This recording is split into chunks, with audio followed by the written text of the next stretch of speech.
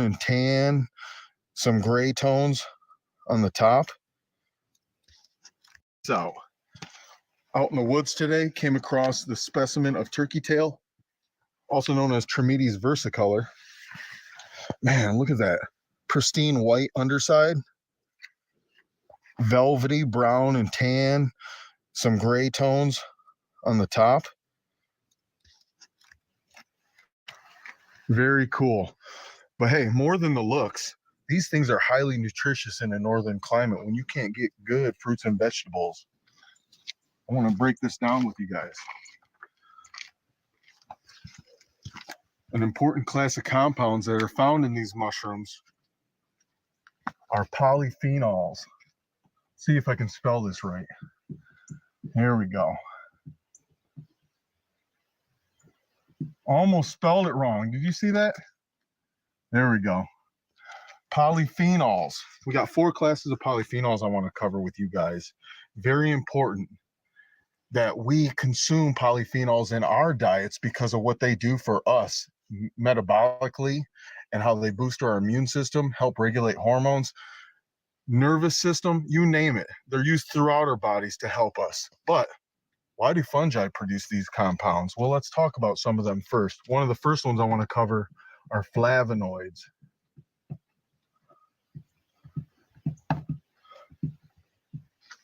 Flavonoids give these mushrooms some of their color properties. You find a vast myriad of colors in the fungal kingdom, particularly turkey tail, known for its browns and its blues, get some of these colors from flavonoids. But flavonoids are also used by this fungus to protect itself from bacteria, other fungal pathogens, viruses. They're used to help support its own immune system. Number 2, we got another form of compounds called phenolic acids.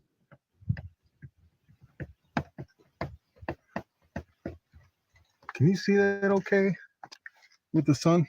Good. So phenolic acids, another group of polyphenols produced by fungi. These help protect it from other baddies. Once again, more antimicrobial, antibacterial, just like our body has different compounds in it to protect our immune system. Phenolic acids. Number 3, tannins. Probably heard of tannins before. Tannins are astringent or bitter compounds. They're a type of polyphenol as well.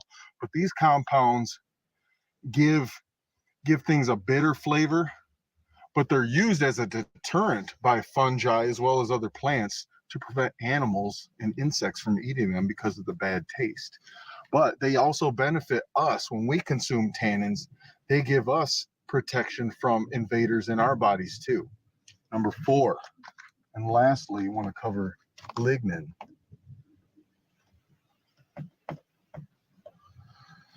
Or I should say lignins. Lignins are the last type of polyphenolic compound I want to cover.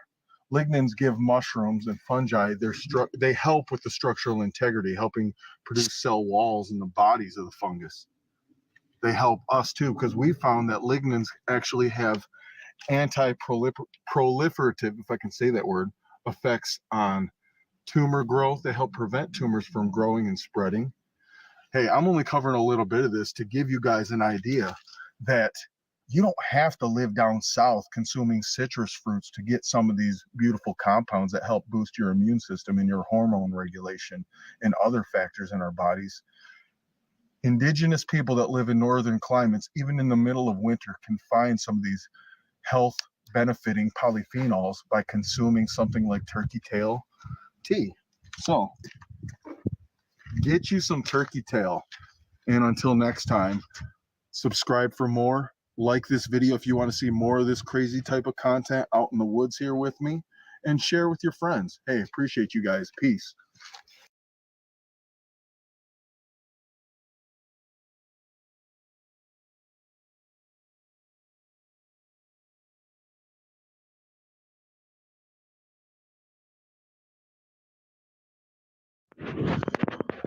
Hey guys, welcome back. So I need to get finishing up on my polyphenol series here, and I'm still stuck on tannins. So here we go. Let's start on this. Oh, just a quick update. hit 400 followers on Facebook. And if you haven't followed me on Facebook, get on there. Let's boost those numbers up and subscribe to my channel. We're going to keep doing this. So, hey, let's get into tannins. So this, what you're looking at here, this giant monstrosity of a molecule is called tannic acid, but its cooler name is decagalloyl glucose. So let's start off by looking at this glucose here. This right here is your glucose sugar molecule with 10. Deca means 10. So you've got 10 galloyl moieties attached to this. Let's count them together. So I've got one here. Galloyl, by the way, looks like this. You've got that benzyl ring. You've got these 3 hydroxyl groups that come off of it, like here and here. So I'm just using my hand to kind of symbolize what you've got here. You got 1, 2, you've got 3, 4, 5, 6, 7, 8, 9, 10. So these gallic acid moieties, remember what I told you in one of my other polyphenol videos about these hydroxyl groups and how they're great at attaching to metal ions or other free radicals? Well, check out this monster and how many points that it can do that action at. Very impressive. And it's all because of that gallic acid. And I wanted to show you some other fascinating components of gallic acid formations. When you take one gallic acid, like this one pointing this way, and attach it to one pointing the complete opposite direction, linking them together, you get elagic acid, which, fun fact, elagic has gall spelled backwards because they took the French word for gall and reversed it when making this name, just like they reversed one to the other. Pretty cool. Ruficgallic acid actually has the gallic acid coming this way and another one coming from this angle. This is a cool one because it's actually used, it can be used as an adjunct or a helper to conventional anti-malarial treatment because this is highly toxic to the organism, the eukaryote. It's not coming on the name, or the name's not coming on mine right now. Plasmodium, maybe? I think that's the one. But it's highly toxic to Plasmodium, which causes malaria. So promising. Anyway, why am I showing you all this when this is a mushroom channel? Well, know this. These molecules, these tannins, tannic acid being one out of over 4,000 known tannins, which, if I didn't explain already, are combinations of these gallic acids and also other polyphenols lumped together. They form these big matrices or these big kind of structures, and these compounds are used by plants in self-defense to protect against UV damage, pathogens. Anyway, fungi produce some really powerful enzymes. They have these enzymes called tannases. And with enzymes, if you hear the word ace or the suffix ace at the end of a word, it usually means that it's an enzyme capable of breaking down what it's called in the name. So in the case of tannase, it's capable of breaking down tannins, including tannic acid. It's able to break down some of these bonds and form smaller groups like we see over here. So fungi breaking down tannins, which can be up to 20%, even more than 20% of the actual dry weight of wood or plant materials, they're helping recycle nature.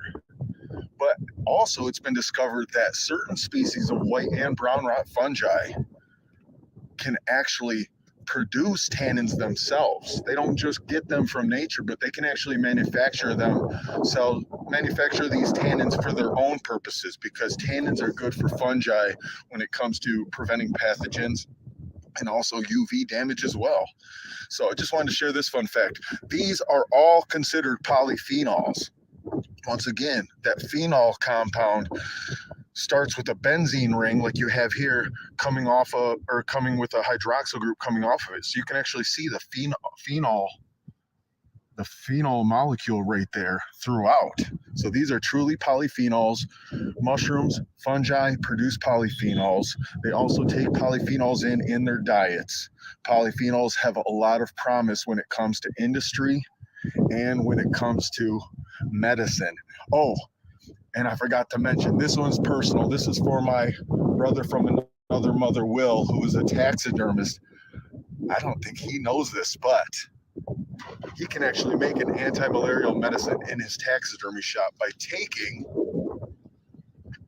gallic acid and combining it with concentrated sulfuric acid, which he has at the shop, and then combining that with sodium hydroxide lye, which he has at the shop. He could be making medicine, but I'm kind of being silly about it. But hey, thanks for joining me for some of this fun fact chemistry stuff. We got one more video to do for polyphenols and fungi, and that's lignans. So stay tuned for that. Once again, subscribe to my channel, like this video if you want to see more crazy chemistry content dealing with mushrooms, and stay tuned for next time. I appreciate you guys.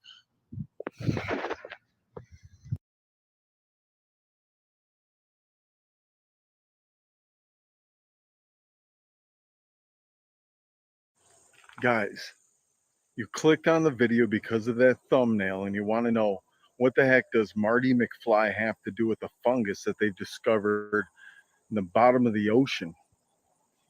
Well, stay tuned. We got to take it back to the fungi.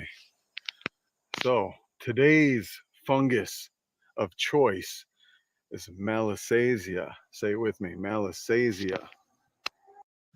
Malassezia is found everywhere, guys.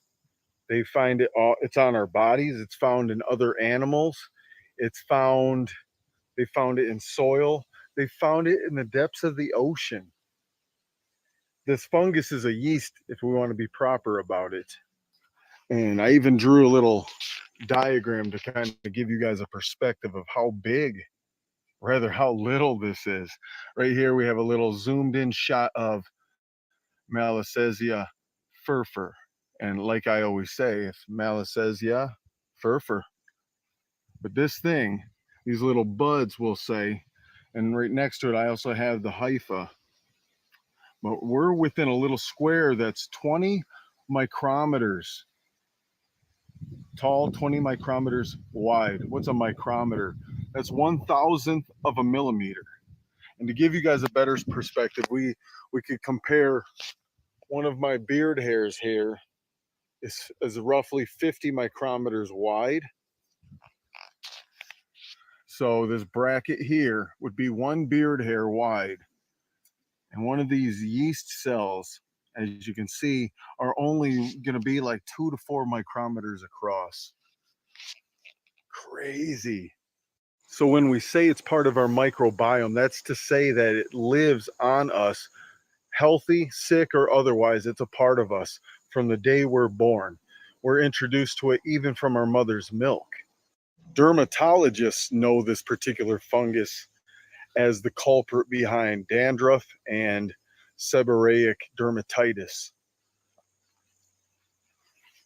Once again, it's found, actually it's not even found just on our skin and our hair, although its primary location would be our head and shoulders. But it can also be found in other high lipid areas internally. They've even discovered it within our gut. They've discovered it within our central nervous system. And this is kind of how this all leads into the whole Michael J. Fox thing, because Michael J. Fox, as the big advocate for Parkinson's disease awareness, has Parkinson's disease, right? Well, Parkinson's disease is death of the basal ganglion neurons. What I'm saying is it's actual brain damage being caused to a part of our brain that's responsible for movement, for locomotion. I don't know if y'all are aware, but our central nervous system is high in fat. It's one of the largest concentrations of lipids in our body outside of just adipose tissue or fat cells. So seeing that the central nervous system has a lot of lipids, this sounds like a beautiful home for a yeast that, oh, I didn't mention. So Malassezia is one of these rare instances where there's a fungus that actually requires lipids in its diet because it doesn't manufacture its own fatty acids. So it actually has to consume them in its diet. And that's why it dwells in places where you get high lipid concentrations, such as our skin and hair follicles. It feeds off of our sebum, the sweat on our skin. It's munching on the oils. Parkinson's disease. Let's bring it on back. So what did I say? Central nervous system, high lipid density, a lot of fat tissue in the brain. Parkinson's disease is a brain disease. As a matter of fact, I don't think I got this far yet, but it's the fastest growing neurological disease. It's outpacing in diagnoses, it's outpacing Alzheimer's disease, dementia. What's some of the other ones? You got that multiple sclerosis, ALS. So all the forms of neurological diseases, Parkinson's disease is the fastest growing one. And more specifically, you've got certain regions of the United States. Obviously, I'm in the United States here, and I'm in one of the hot spots for Parkinson's disease diagnoses, and they nickname it the Parkinson's Belt, which is basically, it runs along the Appalachian Trail. So if you're in Pennsylvania, pardon the traffic, here we go. But if you're in Pennsylvania all the way down to Georgia, throughout this Appalachian region, you're in a high Parkinson's diagnosis density area. And there's one other part of the country that is nicknamed Parkinson's Alley because of the high diagnoses. And that's, I believe, Central California. So check this out. Speaking of Central California, it's the UCSF, what is that? University of California, San Francisco. They're doing an ongoing study right now regarding Parkinson's disease and this fungus. There is a suspicion that this yeast, the Malassezia, is actually getting into the substantia nigra, this portion of the brain in the basal ganglia, and basically destroying neurons, because neurons have these fatty acids that they love to digest. Why is this happening and causing Parkinson's disease is kind of the question here. And they're trying to find the correlation, because we already know, science knows, I guess, that there is a genetic aspect to getting Parkinson's disease. And they also know that there's environmental factors such as exposure to certain chemicals, herbicides, pesticides, industrial chemicals that were used in this part of the country in the processing of steel. I'm an hour from Pittsburgh. I'm not far from steel country here. And the Parkinson's disease epidemic in this part of the country may have a lot to do with the steel industry of the past.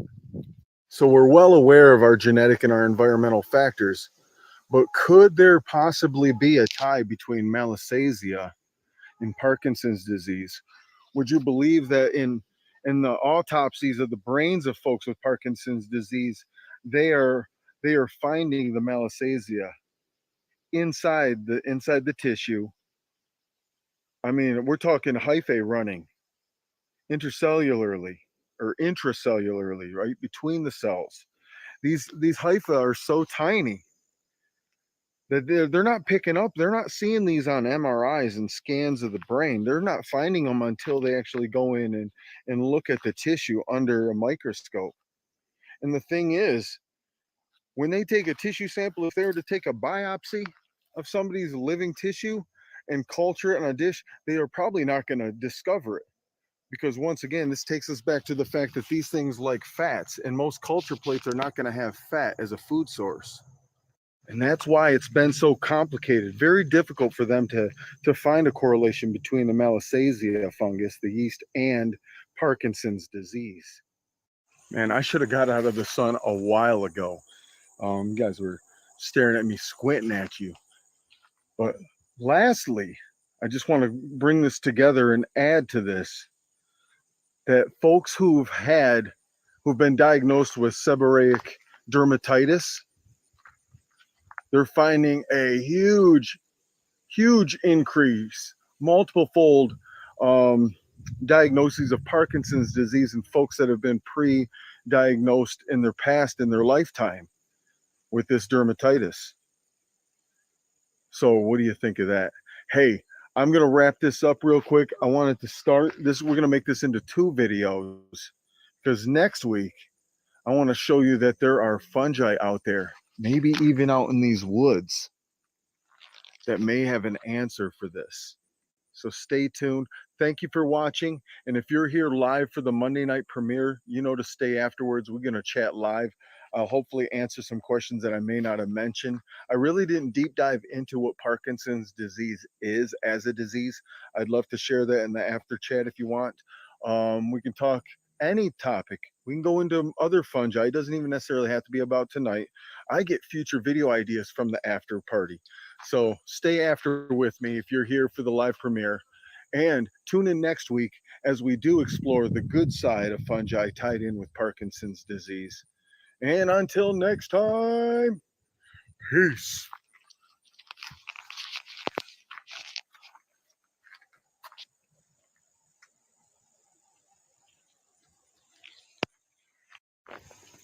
Disorder, disorder, disorder.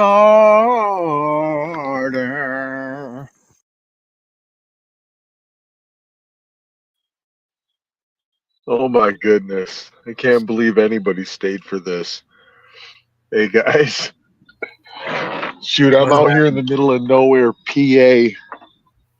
We're still rolling. There we go. Shoot, I should probably turn my camera, shouldn't I? How's it going, Mr. Jeff? Here we go. Okay, I got to keep the headphones on so I can hear you guys. There we go. Hey, good evening.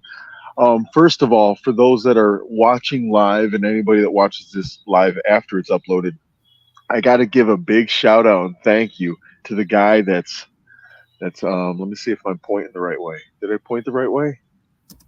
This way, right? Okay. No, this way. Man, my camera's all twisted. You are all good, man. Right there. That guy. Shroom Day. So here, I'm looking at him. Shroom Day, thank you very much. Hubby. Man, much appreciated. Hello, Tanya. Oh, yeah, and I don't know if I can actually see. Okay, I can see some names here. So I'm going to keep my eyes, I'll keep my eyes off the screen. It's hard enough for me to read what's going on. I have Shroom Day on board, not only to help with this live stream stuff, getting the videos to be able to come up on the screen and roll, and teaching me about the apps and stuff and how to do this. We're still figuring it out. For sure, but I'm so thrilled that we've got this going. So thank you.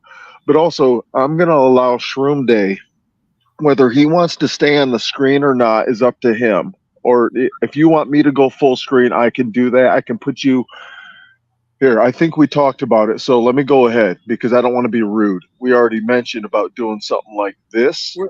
There we go. How do you like that? If I really feel awkward, I can just turn into this. Yeah, for sure. But I'm going to let you kind of be a voice for the chats. So if people have something they got a question for me, I'll let you speak on their behalf. That's what I'm here I'm not going to be reading the chat. I'm going to let you do the reading of it for me, and you can kind of screen it. You don't have to read everybody's. You can read the ones that are pertinent to what we're talking about, I guess. Sure. But yeah, I'm in the same spot I was last night. If you remember that moon behind me.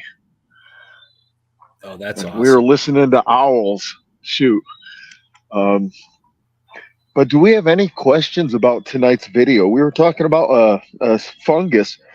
I can say this. Most people know about Candida. You know, when we talk about fungi in our microbiome, you think of Candida, the Candida yeast that lives in us. Excuse me. But most people aren't spouting out the name Malassezia. That does not come to mind. unless you've been clinically diagnosed with a condition caused by malassezia, you probably have never heard of it.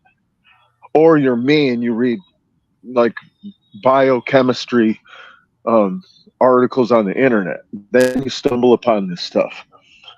So if there's any questions, though, this is the fungus that causes dandruff, and I found it really fascinating to discover that there's a heavy correlation between this fungus and the brains of people who have died who had been diagnosed with Parkinson's. Mm-hmm. That led me down a rabbit trail. I started deep diving. I'm like, oh crap. So let me look into Parkinson's disease and let me see what else are they stumbling upon disease-wise with this malassezia. Come to find out, and I didn't even talk about it tonight in the video, but they're Tanya, finding this fungus in other diseases too, not Tanya just Parkinson's disease. Yeah, Tanya go ahead. Here, just stating that she honestly didn't know there was such a thing until she started learning and listening and learning. This is a rabbit hole, and you'd be amazed the things that you're going to learn once you start to delve into the world of fungus. I'm sorry, go ahead. Oh yeah. No, thank you. Thank you for the comment. I've been studying this stuff for, a few years now. Not a week goes by that I'm not fascinated. Of course, I do deep dives when I'm doing these videos. I go into topics to the nth degree.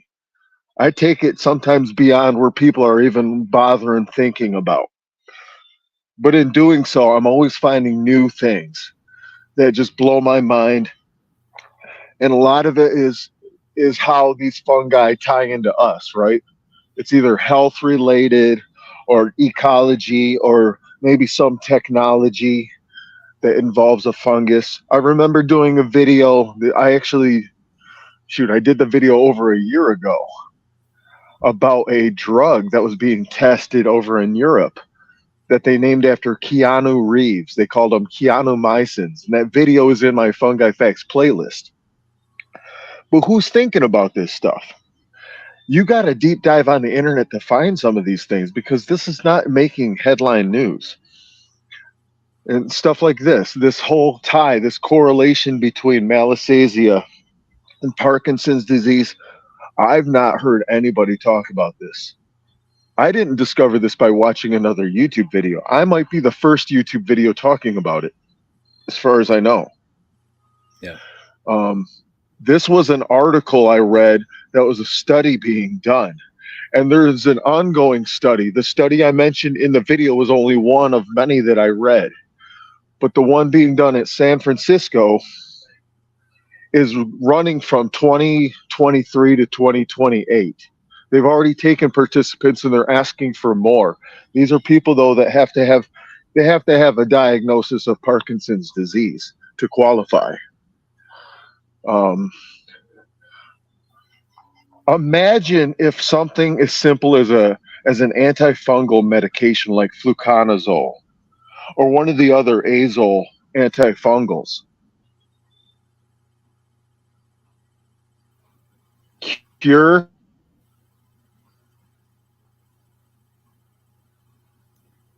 apparently, sorry about that. Apparently my screen timed out. I didn't know it was going to do that, so pardon me there. But imagine if it was something as simple as taking an antifungal medication and it didn't eliminate the Parkinson's disease syndrome, or the symptoms rather, the tremors, the uncontrolled movements, the lack of movement, whatever it might be the case. It's not going to fix that, because it's kind of a progressive disorder that it's like once you have it, you've got it, right? You're not getting that back necessarily. At least that's where we stand in medicine today. But if it could stop the progression of it, right, to give somebody some more quality time. Tanya was just asking, has there been any results showing that it could help cure or slow it down, the symptoms? So this is all hypothetical. If if we as in the science community, if medicine discovers that, and I'm going to explore this more in next week's video. I don't want to say everything, right? If I give it all away now, I'm like, dang, what am I going to talk about next week? But I can say this.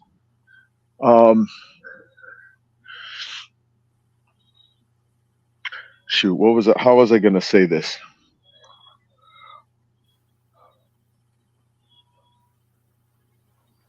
If the fungus, I can say this, if the fungus is what's causing Parkinson's, and I say that funny because we know that there's genetics involved. We know that there's environmental factors. So this, I can explore this. Let me talk about this for a couple minutes, and then you can see how the fungus ties in. Okay, that's the fair thing I should do. I didn't really get into it in the actual video, right? And I'll touch on it in next week's, but I'm not going to give away the big thing of next week, which is the good side of what are there fungi out there that could help. That I'll get into in the video. I'm not going to talk about that now, but I can say compromised immune systems, folks with AIDS, acquired immunodeficiency, or what is it called? Acquired immune deficiency syndrome, right?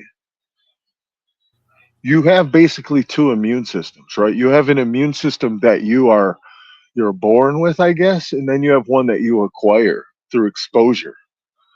And it's the acquired immune system that's deficient with people who have HIV, right?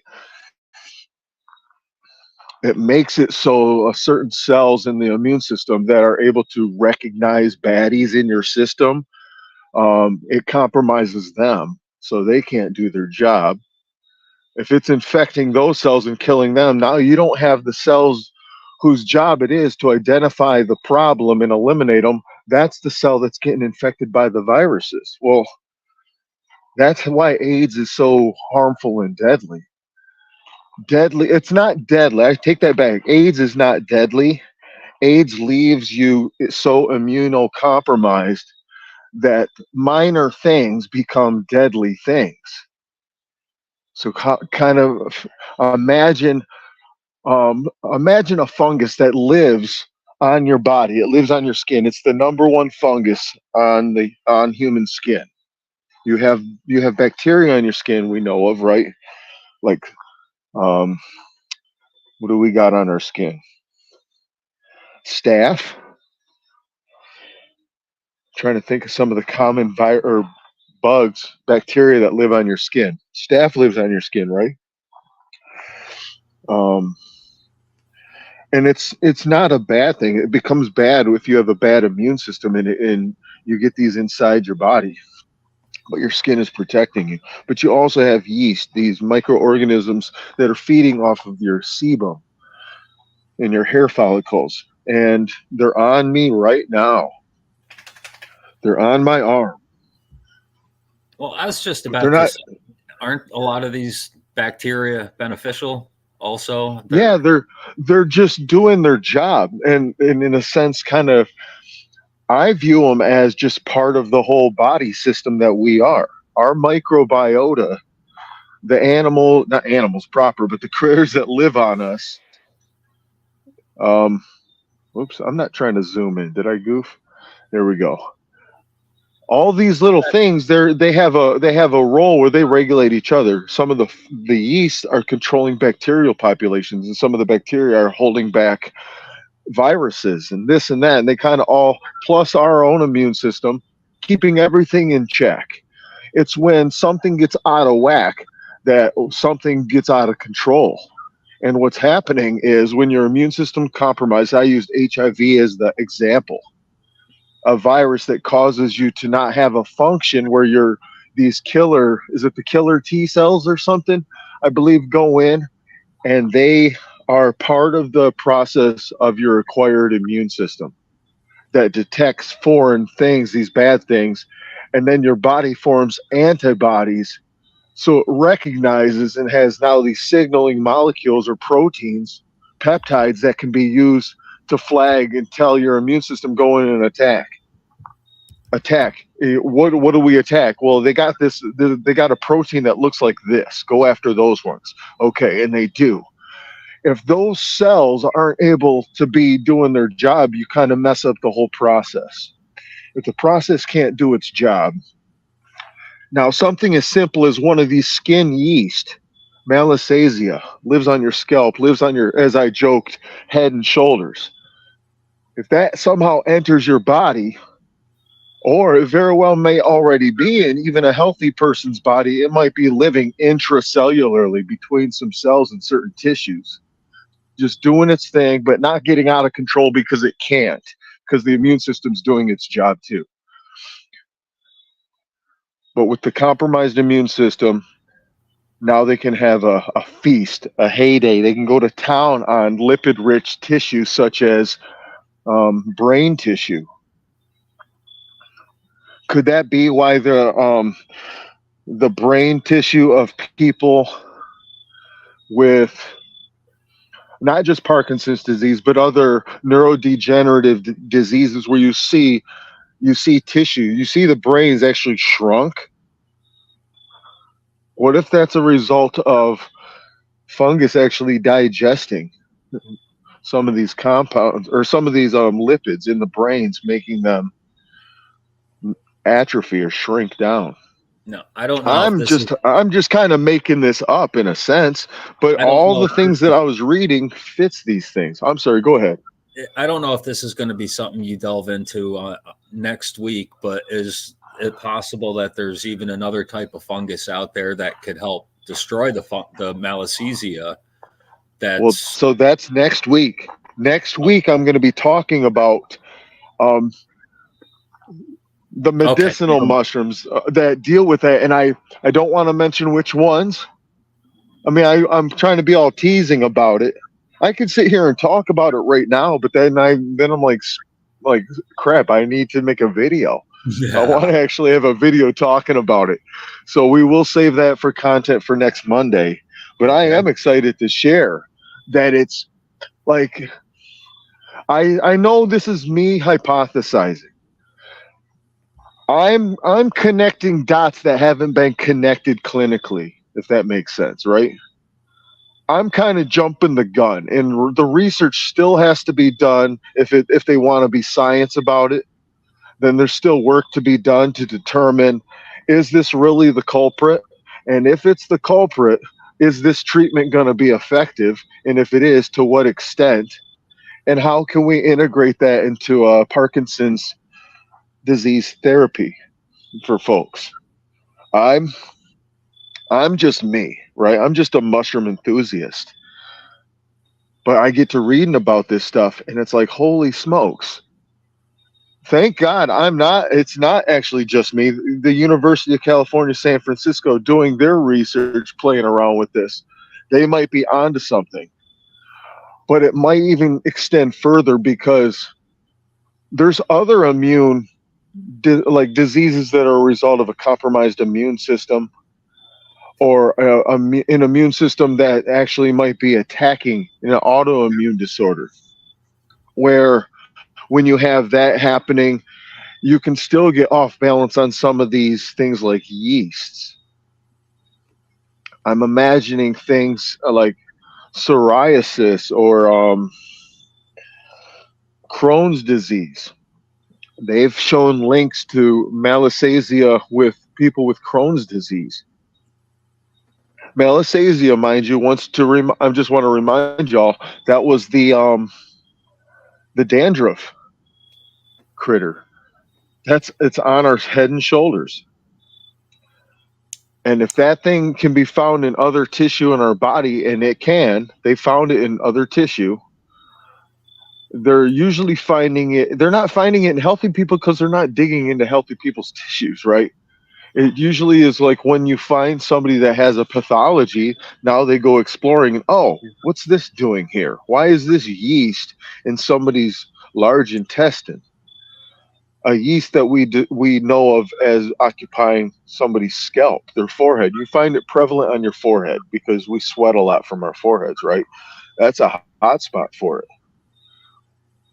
And the fact that they're now finally discovering it, they're using these different techniques that are non-culture techniques of finding these things, because normal using cultures to determine what germs are on tissues, it doesn't work for Malassezia because it's one of those rarities to find a fungus that doesn't eat sugar, it eats lipids. And like that to me was fascinating too. So get this. Now I'm being completely hypothetical. But what if, and you can answer this one out loud, Shroom Day. Feel free to comment back on this one. I'm kind of throwing this out there though. Don't hate Okay. me. What you got? But what if conditions, this is all contingent on the fungus causing these, right? So if Parkinson's is intertwined with the fungus, if the fungus is the underlying cause of Parkinson's or other neurodegenerative disorders caused by yeasts, what if this is them evolving the ability to control our nervous system, like we know of it with cordyceps and the insects? Like we've heard of the show The Last of Us and the video game it's based off of, where cordyceps infects humans.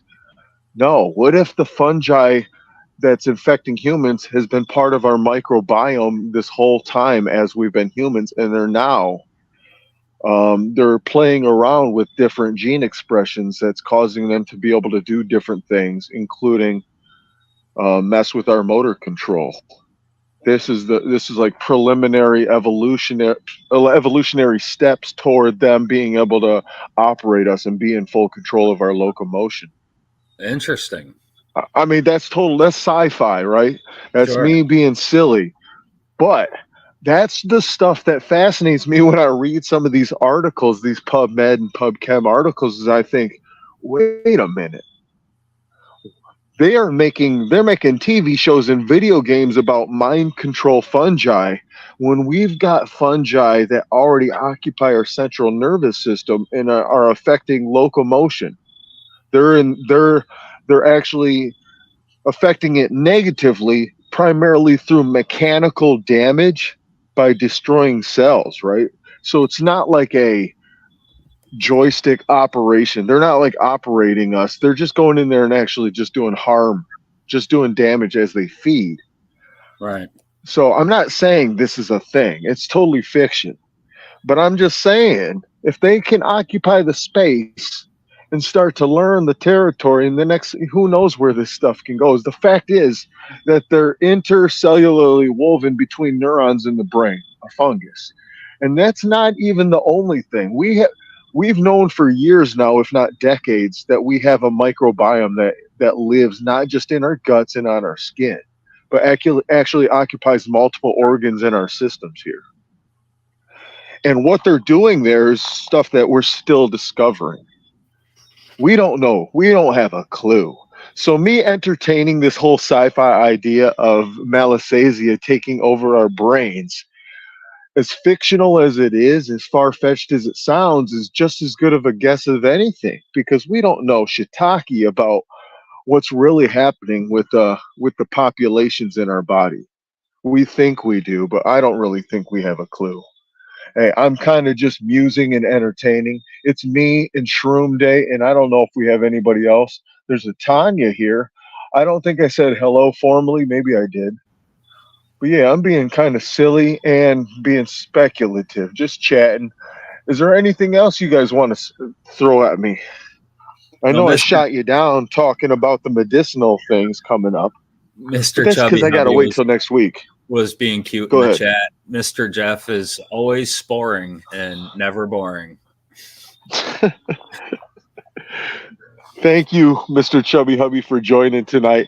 It was a small group tonight. I don't think we had the big numbers pulling in, but I wasn't watching them the whole time. I know I saw a few times there was numbers up to like 4 and such. Yeah, but the wonderful But this thing is about these live streams is it's always going to be here for people later. right, and that's why I leave them on my channel. Is knowing that if we ever get into a good discussion that I didn't even bring up in the video, and somebody asks me a question, it's like, oh man, that just leads into more. I want that to stay out there. I want people to know that we're talking out loud. And the talking out loud might include ideas that, like me talking about this fungus being like a mind control thing.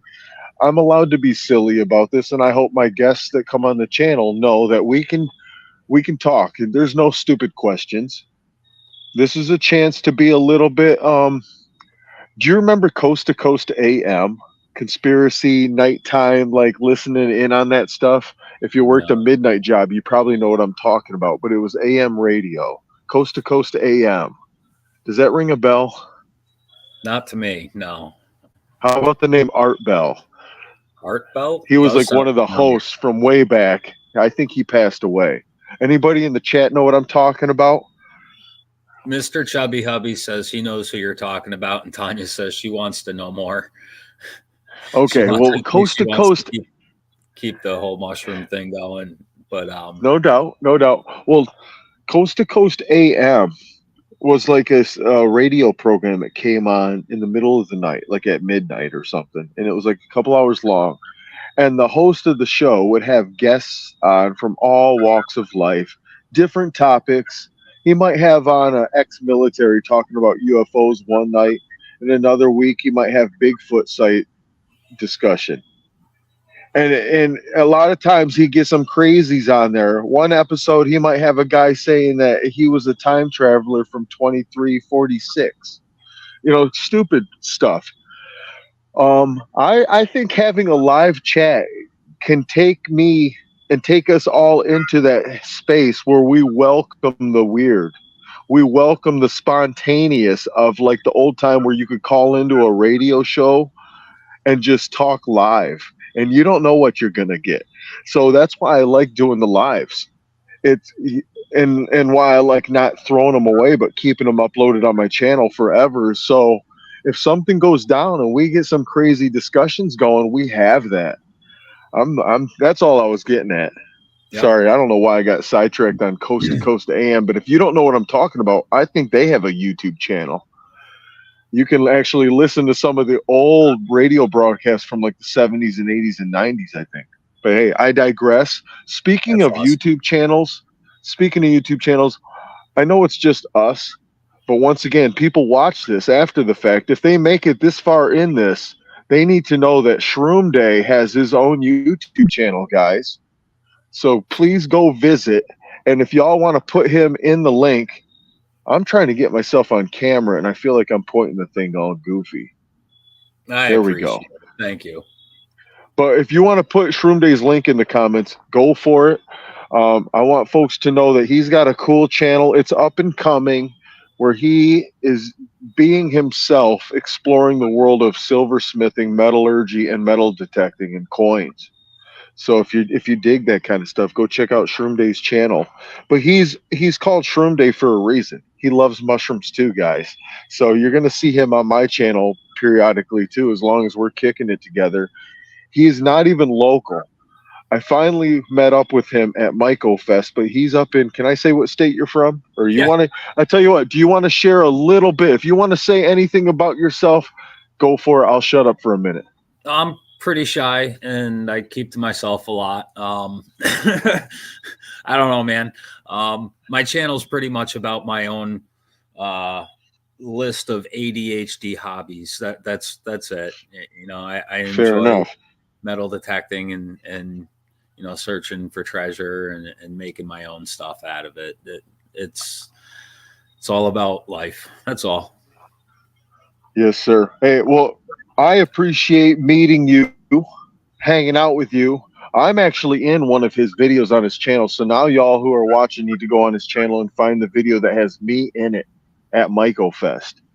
But he's he's been a huge support this Thank you, since Tom. I met him this summer. But even before we met live, we've chatted in, yeah, I think it was Fungi Flows. We were chatting a bit and stuff on his marathon run. So Yeah. it's been good meeting people in the mushroom community at large up in eastern United States, Pennsylvania plus. Um, Shoot. So I tell you what, I think at this point we ain't gonna run the live chat super late tonight. We got a little bit of an early start. If there's any other questions we have about, shoot, I can talk more about Parkinson's disease. Mr. Chubby I don't. I Hubby's kind of. asking. Mr. Chubby Hubby's asking if fungi ever received word on the world record. I've just Guinness. been running with it being true. I've just been calling it like I announced at Michael Fest. I just assume it is until somebody tells me otherwise. I'll let them correct me.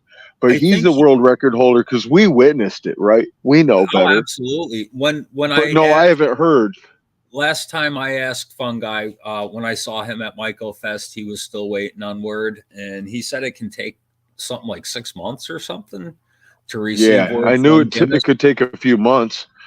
You know what? Now I can do a little shameless plug, and I'm thinking you guys already saw it, but on my channel We back appreciate you as this well, Tanya. winter, back a video I did, I think in February, I interviewed Fungi Flows in Pittsburgh. We were out in a park outside, him, me, um, Faye, and Mushroom Nerds. I took Daniel from Mushroom Nerds. I don't know if you met him, but he was at Myco Fest. But him and I drove out there and met up with Faye and Fungi Flows and did an interview where we talked about the Guinness World Record coming up. So this was like a week or two before he was going to perform and actually do it.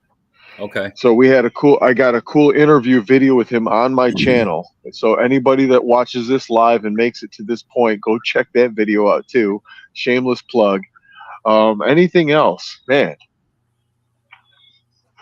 You know what? If we're live and I hear owls, I'm going over there to find them. But I don't hear any owls tonight. I'm just warning you guys. That moon's looking bright and beautiful behind me. But we're out here. I'm out here at Powder Mill Nature Reserve in the middle of nowhere, PA. Shroom Day is up in. Did you say what state you were in? I'm in upstate New I don't. York. There we go. He's in upstate New York, middle of nowhere, New York. As far as all y'all need to know. It And really is. anything else in the chats? I am not reading the chat, so unless somebody's leaving a chat and Shroom Day reads it, I'm gonna miss it. Well, Tanya does say she appreciates your time, as always. No doubt. I thank her and all of you guys for coming in, watching the video with us. It'll be each week. I feel like I'm getting a little better at whether it's my editing, how I'm doing my videos today. Would you believe I filmed that video today? It got filmed today, and it was so hard to do the video because every minute a car was driving by, and it seemed like it was a diesel, and they're revving their engine. And then, shoot, at one point, I'm like, okay, I got to film this. I get ready to start filming, and a car pulls up right next to me where I'm parked. It's a guy, a cyclist, who's ready to go down a trail with one of his bikes. He just pulled up, but he had to do his thing and prep himself all up. And it took about 10 minutes as I'm waiting and waiting. I'm just being all patient. So as soon as he leaves, okay, then I can start filming. So if there was any kind of appearance of me looking perturbed, it's because I was just frustrated with everything going on, the traffic and this guy that just pulled up nowhere. I'm out in the middle of nowhere, Pennsylvania. So who the hell's gonna pull up right next to me? But somebody did, right in a parking spot where I've never had anybody pull up next to me at this one spot that I was at today. So I was kind of like, That's funny. just ready to get it filmed and get it done with. I'm like, come on, we're getting close to the wire here. I got to roll this. So I'm glad it came through. And I'm just saying all that to say that I give myself a little bit of slack knowing that I'm not perfect at this. But the fact that even one person besides myself shows up to watch this shiitake amazes me. Thank you guys for coming and joining me. I'm going to enjoy continue learning. to nerd out with the mushrooms. I will never run out of things to talk about. The fact that I can deep dive and find some rare disease that's caused by this or this mushroom that's found here that can cure that, to me, it always fascinates me. It'll never get oldie. It'll never get moldy. So I wish I could pin comments. Mr. Chubby Hubby just put a comment in the chat. A great t-shirt idea. Crappy YouTuber trying to film. Shut up.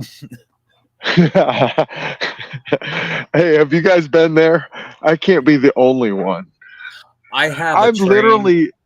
I have a train track outside my house. And every time I turn my camera on, a train goes by. Every single time without fail. And normally on my own channel, I express how I feel at that moment in time. Yep. I had to mute my mic here just a couple minutes ago because sure enough, a train went by and it sounds like it's right on the other side of my computer screen when it goes by. It's loud. So yeah, I know how So it is. you've been there. My traffic is freight trains and passenger trains, and yeah. Mm-hmm. And you can't escape it. You can be in the middle of nowhere, PA, and right at that moment you're trying to talk, and all of a sudden, man, where did this vehicle come from? Every time, right? But that's the breaks. But you know what? And I guess we can kind of end on this notion as I get to be the pastor of disaster. I get to be musing on my philosophy, and that is that we should be like Bruce Lee said, like water. When these moments happen, we roll with them. We don't let them get to us. And I catch myself. I'm aware of the moments that frustrate me, and it just reminds me that who the heck am I? That I think I'm something that even matters to the point where I can be getting frustrated over this stuff. I am blessed. I'm happy to have people like y'all be a part of this project of mine. I'm happy to have a truck that's still trucking with over 300,000 miles. We're about to hit 324,000 tomorrow. That's where I'm at on this thing. So that's it. I just want to remind myself, and I'm saying it out loud, that I'm blessed. I'm blessed despite little things that seem to aggravate me throughout my day. I got to remind myself sometimes that this journey that we're on, this life that we live, is what we make it. So there we are, guys. Hey, on that note, I want to thank you guys all again for joining. Any last words? Yeah, I do. There's something in a screen down in the basement I'd like you to share and put up on full screen for me. All right, let me see here. And we can end it with that. Oh, as a guest. Okay. Yep. Last one. Oh, I see the video. We're playing this. Here we go. Let me see if I can add it. All right, guys. Much love, everyone. Hey, peace. Heck yeah. Hey, we got to cut this short because halfway through the video, it's an advertisement for last year's Myco Fest, FYI. Hey, have a good night, guys. Yeah, I'm looking for mushrooms. Don't tell me you're looking for me. Yeah, I'm looking for mushrooms. Don't tell me you're looking for me.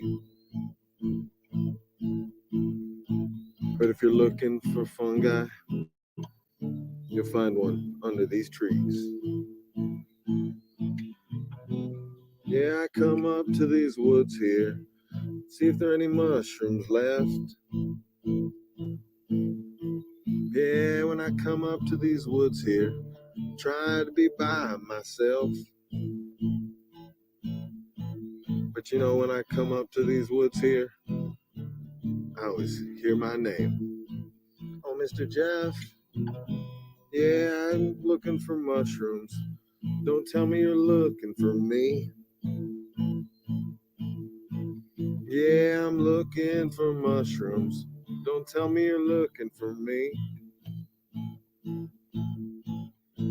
But if you're looking for fungi, you'll find one under these trees.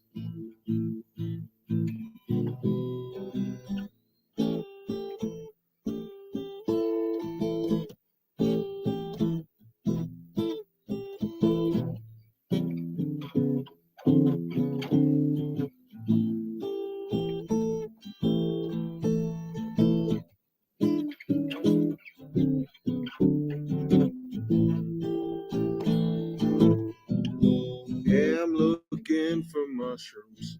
Don't tell me you're looking for me.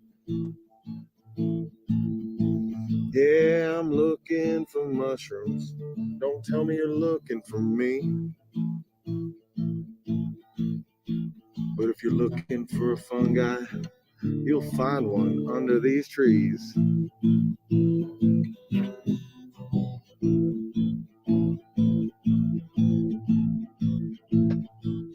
All right, we'll end it Thanks on for that one watching, here. guys. If you haven't subscribed yet, you know what to do. Yeah, Leave a subscribe. comment.